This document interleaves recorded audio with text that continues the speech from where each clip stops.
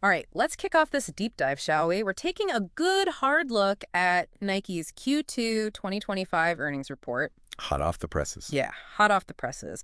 And if you're curious about what's going on with this, well, iconic brand, you are in the right place. Absolutely. So the big headline right out the gate, revenue's down. It is. And their new CEO, Elliott Hill, he's throwing around terms like repositioning Repositioning. and reigniting brand momentum. Reigniting brand momentum. Big words. Big words, right? Makes you wonder what's really going on here. Yeah, I mean, a little revenue dip, not usually a 5-alarm fire, but when you got a giant like Nike using that kind of language, Yeah, it definitely makes you sit up and take notice. it does. It does. So let's get into the nitty-gritty. Let's look at the numbers. Overall, revenue is down 8%. Not insignificant. Not insignificant at all. And when you start to break things down, it gets even more interesting. So Nike Direct, their own stores and website, Right. down a pretty hefty 13%. Whew. Compared to Wholesale, which only dipped 3%. So what's your take on that? Well, it makes you wonder if maybe, just maybe, Nike's not as, special as it used to be. Okay, yeah. The brand, maybe it's lost a little bit of its shine. Consumers are savvy. Yeah. They might be finding better deals elsewhere, or maybe, maybe that swoosh just doesn't hold the same weight that it used to. Interesting. And it's not just a local thing either, right? This report, every single geographic region they operate in, revenue's down, Europe, Asia, Americas, global. The whole world. And even Converse, which they own, down 17%. Ouch. Yeah, It does feel like we're seeing something bigger than just one company's problems here. it does. We got to consider the global economic situation. A lot of countries dealing with inflation, Right. recession worries. People are just, a little more cautious with their cash these days. Yeah. Even Nike's not immune to that. Okay, fair point. So how does Nike itself explain this little slump? Their press release, they point to, what do they say?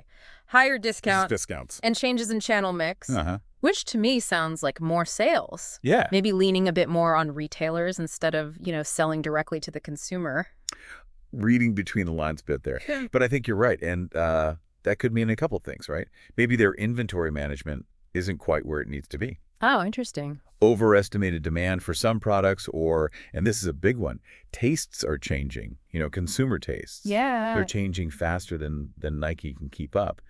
And, of course, can't forget the competition, Oh, right. the other players in the game. Yeah, they're not just sitting still. No, they're not. Other athletic brands are stepping it up. And even, brands you wouldn't traditionally think of as athletic, they're moving into that athleisure market. Right, right.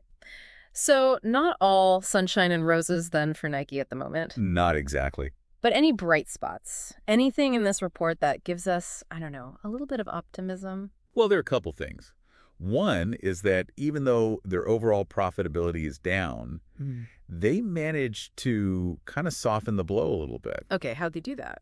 by lowering their production costs and spending less on warehousing and logistics. So basically getting more efficient.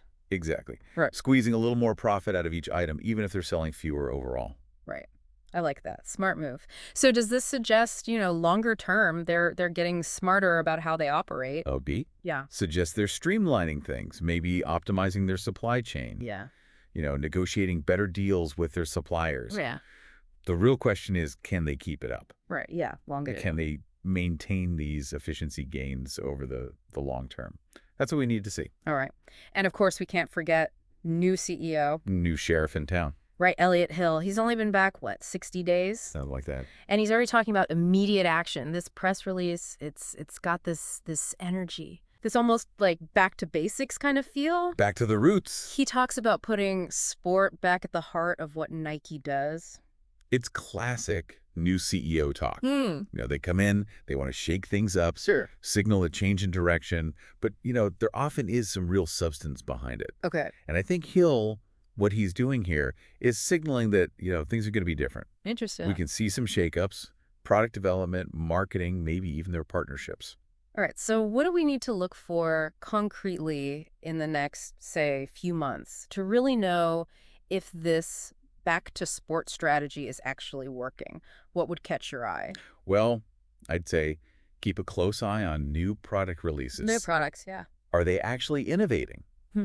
in areas that really matter to athletes? Yeah. Or is it just the same old stuff, repackaged? Rehash. Right. Because if they're serious about being the leader in sport, Yeah. they got to be pushing the envelope. Absolutely. Yeah. They need to be creating that next big thing in performance gear, Yeah. something that makes people go, whoa, Nike's back. The wow factor. All right, so new product releases. What else? Marketing. How are they telling their story? The story. Are they moving away from those kind of lifestyle-focused ads Yeah. and back towards celebrating, athletic achievement? Are they choosing athletes for their partnerships that really embody that performance-first mentality? You know what I think would be interesting? If they started highlighting maybe lesser-known athletes. Oh, interesting. People who are really pushing the limits in kind of niche sports.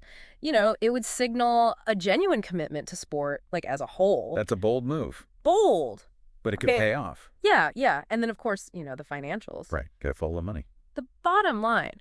Yeah. Are they actually making more money with these efficiency gains? Are they managing their inventory well? Yeah. Are all those discounts cutting into their profits? It's a puzzle, isn't it? All these interconnected pieces. It is. It is. But it highlights, even though Nike is facing some headwinds right now, they're still a global powerhouse. Oh, yeah. One of the most recognizable brands on the planet. Absolutely. So their legacy, it's undeniable, but we're seeing it. Yeah. Even giants can stumble. They can.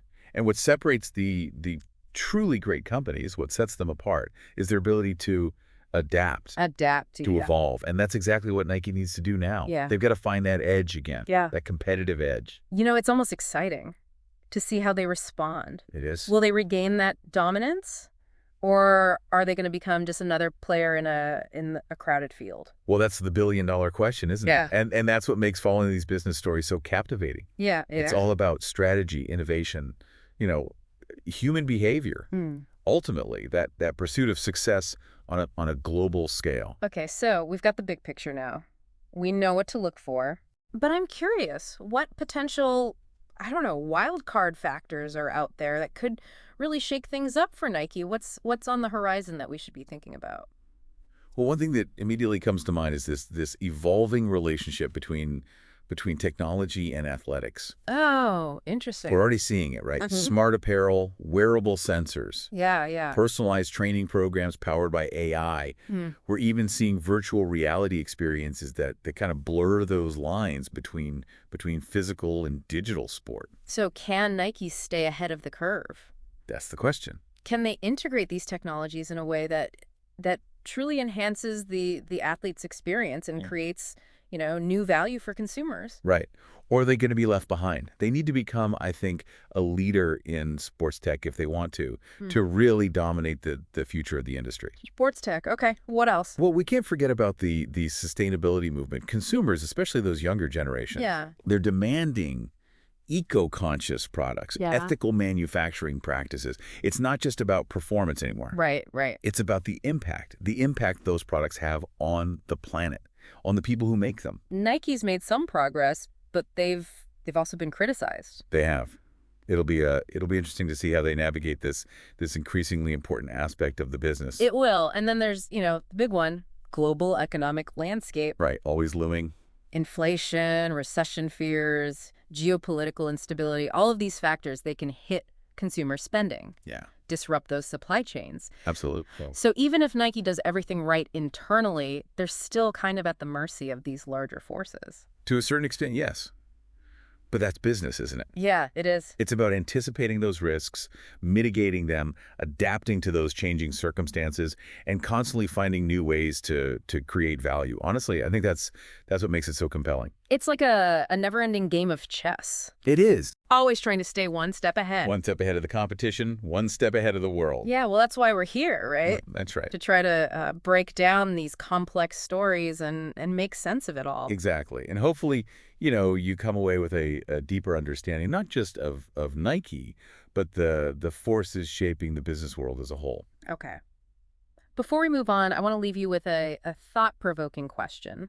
Elliott Hill keeps talking about, putting sport back at the center of everything Nike does. But what does that actually mean in the 21st century? What does sport even mean anymore? That's a great question because sport itself is evolving, isn't it? Yeah, it is. It's becoming more inclusive, more diverse. More intertwined with technology, social media. It's not as simple as it used to be. So maybe it's not just about, athletes anymore. Maybe it's about anyone who embraces a healthy, active lifestyle. Right. It's about community, connection, pushing those personal boundaries. It's about the joy of movement, regardless of your skill level. I think you're hitting on something really important here. Yeah. Nike's future success, perhaps it hinges on expanding their definition of sport to encompass those broader trends. That might be the key to winning back their audience. Wow. That's a powerful thought. It's like they need to tap into that essence of what it means to be human in the 21st century. Yeah. The desire to move, to connect, to achieve something greater than ourselves. Maybe that's the real sport they need to focus on. And if they can capture that spirit, then maybe, just maybe, they can reignite that brand momentum, reclaim their place as the leader, not just in the athletic world, but in inspiring a whole generation. Inspiring a generation. To embrace more active, fulfilling life. What a great point to reflect on. We've covered a lot of ground already, from Nike's challenges to their potential paths forward. We even pondered the meaning of sport in today's world. Well, Ed, let's shift gears a bit. Let's talk about this whole reigniting brand momentum thing. Right. Elliott Hill keeps mentioning it. Catchy phrase. But what does it actually look like in action? Yeah, you're right. It's easy to say, much harder to do, especially for a company the size of Nike. Oh. It's not like they can just, I don't know, sprinkle some magic dust and suddenly become the cool kid again. No magic dust. No. They need a really, really deep understanding of who they're talking to, who their competition is, what's happening in culture. Yeah. They've got to connect with consumers on an emotional level. It can't just be about selling another pair of shoes. So it's about telling a story. It is. Creating a narrative that resonates Yeah. with people's aspirations, Mm-hmm. their values, maybe even their anxieties. Yeah. Tapping into those deep-seated desires that drive us as humans. Exactly. Think back to some of those iconic Nike campaigns. Just do it. Be like Mike. Find your greatness. Those weren't just slogans. Right. They were invitations.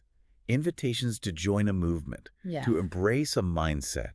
And they worked. I mean, those campaigns, they really connected with people on a deep level, made them feel empowered. Inspired, like they were part of something bigger. That's the power of good branding. Yeah. Creating that emotional bond with your audience, that sense of shared identity, shared purpose. The feeling that, hey, this brand gets me. We understand. They understand. But, I mean, the world's changed a lot since those campaigns first launched, right? It has. Consumers are more savvy now, I think, a little more cynical. Yeah. Bombarded with marketing messages everywhere they look. Everywhere they turn. It's harder to cut through the noise. It is. So Nike has to find new ways to grab people's attention. They do. Ways that feel authentic, genuine. Real. They had to be transparent, aligned with their audience's values. Otherwise, people will see right through it. Absolutely. Okay, so what does that look like practically? Give me an example. Well, one way, I think, is to really double down on that commitment to social responsibility. Consumers, especially younger generations, they're drawn to brands that champion causes, things they care about. Yeah. Sustainability, social justice, mental health awareness. It's about more than just the bottom line. It is. It's about showing that you're not just interested in profits. Yeah. That you actually care about making the world a better place. So it's not just about selling shoes and apparel anymore. Yeah. It's about taking a stand on issues that matter to people, showing that you have a heart, a conscience. Exactly. Being a good corporate citizen, aligning your brand with a purpose that goes beyond just making money. Makes sense. But it has to be authentic. It does. Right. I mean, people can spot a marketing ploy a mile away. Oh, yeah. If it feels fake, forced, it'll backfire. Yeah, right. It has to be baked into the company's DNA, not just a superficial add-on. Yeah. Something they truly believe in and act on, even when nobody's watching. All right. So social responsibility, that's one path. What else? What else could they do to reignite that brand momentum? Well, collaboration's a powerful tool. Collaboration. Partnering with other brands, artists, athletes, even community organizations. It can open up whole new audiences, create fresh, unexpected experiences. It's a way to to inject new energy, new excitement. I like that. It's like cross-pollinating different creative energies, coming up with something truly unique. Exactly. Think about some of the collaborations Nike has done in the past. Yeah. With streetwear brands, musicians, even luxury fashion houses. Those partnerships, they generated buzz. Right. Expanded their reach. Yeah. Challenged people's perceptions of what Nike could be. It's about staying relevant, pushing those boundaries. Keeping people guessing. Yeah. You don't want to become predictable, stale. And that's the challenge for Elliott Hill, isn't it? Yeah, it is. How do you position Nike as a brand that's both timeless and timely, that honors its legacy while embracing the future? It's a delicate balance. It's a tough one. But if any company can pull it off, I think it's Nike. They've got the resources, the talent, global reach. They do. To make a real impact. It's all about how they choose to use those assets. So the question is, will they seize the opportunity? Will they? Will they be bold enough to reinvent themselves for a new era? Or will they play it safe and risk falling behind? Only time will tell. That's what makes it all so fascinating. It's like watching, I don't know, a high-stakes game unfold. It is. In real time. And we're all waiting to see what moves they'll make next. We are. But it's not just a spectator sport. You know, as consumers, we have a role to play too. Oh, interesting. We vote with our wallets. We share our opinions online. We influence each other's choices, our actions. You know, however small they might seem, they can have a ripple effect. On the brands we support? Exactly. On the direction they take. Yeah. That's a good point. It reminds us that we're not just, passive observers. We're active participants in this whole story of business, culture, and the choices we make as consumers. We are. So next time you see a Nike ad, or you walk past a Nike store, or you're, thinking about buying those shoes, think about what we've talked about today. Yeah. Ask yourself, what do I want from this brand? What do I value? And does Nike align with those values? Those are powerful questions. Well, they are. And the answers might surprise us. They might. But that's the beauty of knowledge, isn't it? It empowers us to make those informed choices, to hold those brands accountable. Yeah. And to shape the world we want to live in. Well said. Well said. It feels like we've only just scratched the surface here. We have. So much more to unpack. Always is. But that's the nature of a deep dive, right? Yeah. We explore, we analyze, we connect those dots, and we leave you with more questions than answers. And hopefully those questions spark some new insights. Inspire you to keep digging. Keep digging deeper. Into the world around you. Because that's where the real learning begins. It is. So, your thoughts, after diving into this earnings report, anything stand out to you? Anything surprise you? You know, what really stands out to me is this sense of urgency. Coming from Nike's leadership, they know they need to make changes. Yeah. And they're not shying away from that.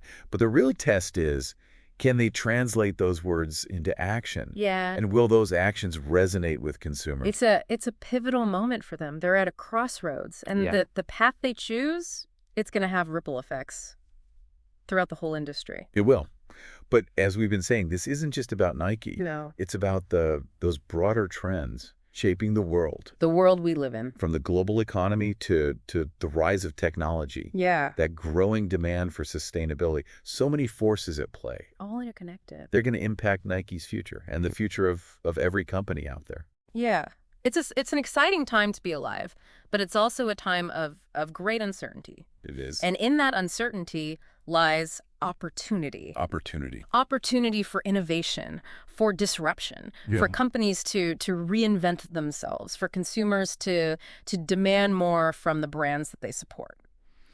So as we move into this final part of our deep dive, let's keep those opportunities in mind. We've talked about the hurdles Nike's facing, the paths they could take to, move forward. But I want to circle back to something you mentioned earlier about them needing to become a leader in this sports tech. Sports tech, yeah. To really dominate, going forward. What would that actually look like? Well, it's pretty mind-blowing to think about. I mean, those lines between, the physical and digital, they're already blurring. Yeah. Especially in sports. Imagine, training programs. Right. Powered by AI that adapt to, your biometrics, your goals, wearable sensors, tracking your every move. Giving you feedback. Yeah, real-time feedback, even VR experiences. Yeah. Where you could train with like elite athletes from all over the world. What in your living room? Right, from your living room. It's wild. It sounds like something out of a movie. It does. But it's happening. The question is, can Nike get on board with this? Can they like really integrate these advancements into their products, their whole brand? That's the million-dollar question. Yeah. They can't just, stick a sensor on a shoe and say, "Look, we're innovating." It's got to be a whole ecosystem. Right. That really elevates the athlete's experience from, the seasoned pro to the weekend warrior. Yeah, yeah. It's about using tech to empower people, to help them achieve their goals, to build community. And to make it fun, right? Yeah. I mean, at the end of the day, it's about joy, pushing yourself, that sense of accomplishment. Doesn't matter if you're, going for the gold or just trying to beat your personal best. Absolutely. And tech can play a huge role in that, in amplifying that joy, making the whole experience, I don't know, more engaging, more personal. Think about how video games, they've kind of gamified fitness. Right. Made it fun, made it, almost addictive for a lot of people. Yeah. Nike could do that, but on a massive scale, combining that real-world activity with those digital experiences in a way that really gets people excited. It's almost like they're at the starting line of this whole new era of sports, where the lines are blurred, between physical and digital. It's pretty exciting to think about the possibilities. We're just scratching the surface. And with tech evolving so fast, who knows what's next? It's like Nike's been given this second chance to redefine what it means to be a leader in sport for the 21st century. They've got this incredible legacy, this global reach, they've got the fans, but they need to take all of that and step, boldly into the future. Boldly, yeah. And they got to do it without losing sight of their core values, that relentless drive for excellence. It's always been the Nike brand. Right. It's not about forgetting the past. No, it's about building on it, evolving. Pushing it to the next level. Exactly. It's a challenge, but I think it's one that fits their ambition. I think so too. And it's one that we'll be watching closely. Along with millions of others, I'm sure. Because at the end of the day, Nike's story is kind of our story. It is. It's a reflection of, what we want, what we value, our desire to push those boundaries. Yeah. And achieve greatness. As individuals and as a society. As a whole. Well said. Well, it's been a fascinating journey, diving into this Nike earnings report with you. We've explored those challenges, those opportunities. We've even talked about what sport even means in this crazy changing world. It's a big question. It is. Hopefully you've all gained some valuable insights and are feeling inspired to keep exploring, the world of business, technology, and what it means to be human. I second that. Remember, knowledge is power. Use it wisely, stay curious, and never stop pushing yourself to learn and grow. Couldn't have said it better myself. Until next time, keep diving deep and keep asking those tough questions.